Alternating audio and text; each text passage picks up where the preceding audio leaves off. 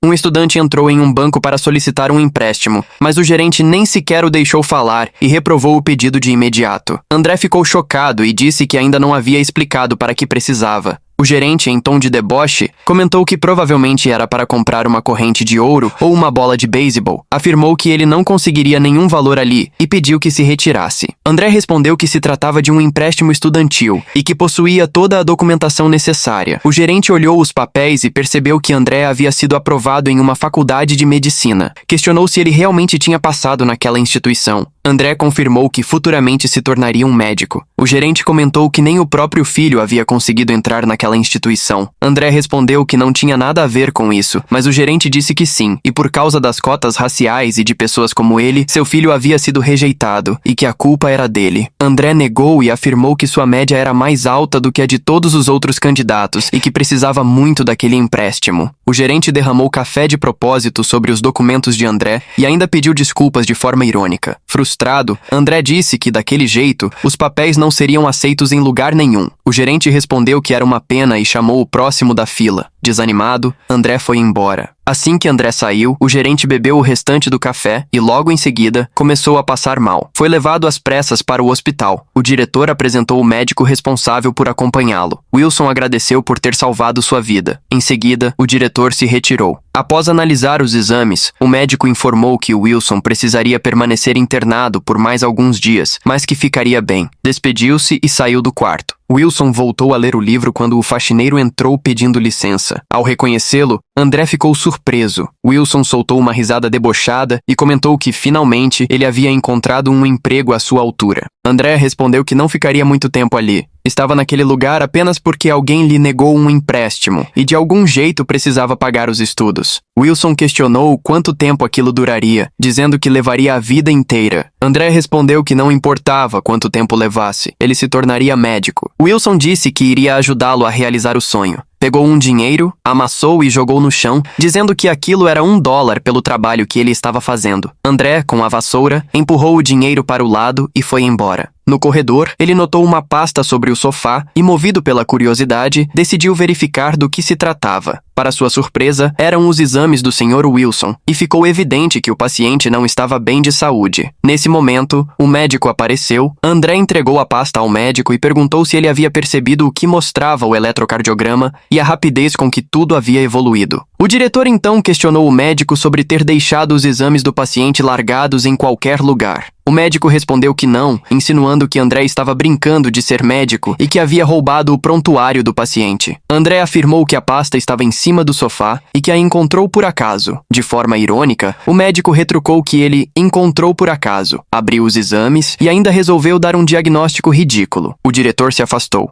André tentou se explicar, mas o médico disse que aquelas informações eram restritas aos médicos e André deveria apenas se preocupar em esfregar o chão. Em seguida, saiu. Pouco depois, André viu Wilson colocando café no copo. Preocupado, tentou impedi-lo, dizendo que ele não podia beber. Wilson se irritou, perguntou se André estava desesperado a ponto de querer roubar o café de alguém e exigiu que devolvesse. André respondeu que não queria roubar nada. Disse que tinha visto os exames dele e que constava arritmia sinusal, explicando que isso contraía os vasos sanguíneos e poderia ser perigoso para a saúde. Wilson disse que André estava ali apenas para limpar o chão. Ao ver seu médico, chamou-o e perguntou se podia tomar café. O médico respondeu que não havia problema, que café é vida, e foi embora. Wilson afirmou que não daria ouvidos a um faxineiro, mas sim a um profissional, e em seguida bebeu o café. André apenas observou preocupado. Após isso, Wilson se afastou e, no caminho até o quarto, começou a passar mal.